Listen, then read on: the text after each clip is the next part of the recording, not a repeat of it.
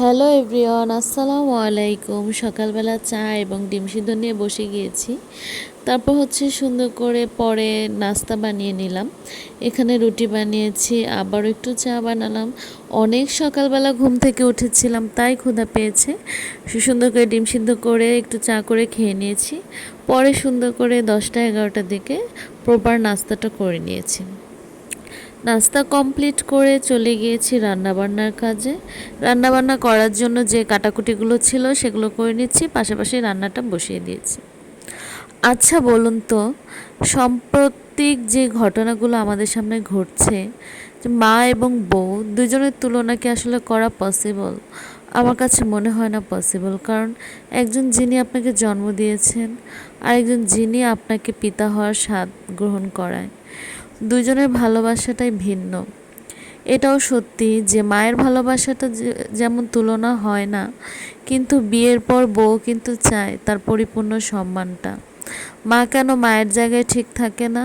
তাহলে তো বউ পরিপূর্ণ হয়। মারা কি ভুলে যায় যে তারাও একসময় বউ ছিল, তারাও তাদের স্বামীর সাথে আহ্লাদ বা ভালোবাসার সম্পর্ক স্থাপনের মাধ্যমে তাদের এই সন্তানগুলো পৃথিবীতে এসেছে।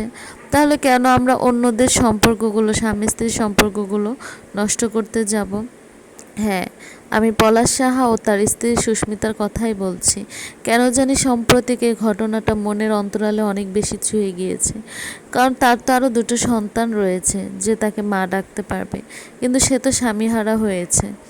স্বামীহারা হওয়ার চাইতে বড় বিষয় হচ্ছে কি জানেন, সে তার ভালোবাসার মানুষকে হারিয়েছে, যাকে সে ভালোবেসেছে এবং পেয়েছিল, এবং তাকে নিয়ে সংসার করা হয়নি। এই আফসোসটা হয়তোবা তার ভিতরে সারা জীবনটাই থেকে যাবে। প্রতিটা নারীর মধ্যেই হয়তোবা এরকম অপূর্ণতার গল্প রয়েছে। কেউ তার বিপরীত নয়, বা কেউ তার ছায়ার অন্তরালে নয়। প্রতিটা নারী কোথাও না কোথা থেকে কেন জানি অপরিপূর্ণ রয়ে যায়। খুব কম নারী রয়েছে যারা সম্পূর্ণরূপে পরিপূর্ণ। তারা নিঃসন্দেহে অনেক ভাগ্যবতী।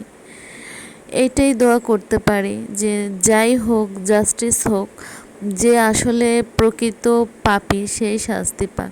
হয়তোবা আইনের আওতায় তারা শাস্তি পাবে না, কিন্তু আল্লাহ তাআলা যাতে সঠিক বিচারটাই করে, এবং যে পাপী নয় তার ভিতরে আল্লাহ বুঝদান করুক এবং তার ভিতরে শান্তি প্রদান করুক। ভালোবাসায় পরিপূর্ণ থাকুক প্রতিটি সংসার। অভাব হয়তো ভালোবাসার কাছে কিছুই না, কিন্তু যদি টাকা পয়সাও থাকে, ভালোবাসা না থাকে, সেই সংসারটা আসলে মৃত। প্রতিটা স্বামী স্ত্রীর মধ্যেই সুসম্পর্ক বন্টন হোক, এবং প্রতিটা স্বামী স্ত্রী তাদের ভালোবাসায় দিয়ে পরিপূর্ণ একটি জীবন পালন করুক। এটাই সবার কাছে প্রার্থনা, আল্লাহর কাছে প্রার্থনা, এবং সবার জন্য এটাই দোয়া করি। আমার জন্যও সবাই দোয়া করবেন। যাই হোক, দৈনন্দিন জীবনের কাজকর্ম দেখাতে দেখাতে কথাগুলো শেয়ার করলাম। সবাই ভালো থাকবেন, সুস্থ থাকবেন। আল্লাহ হাফেজ।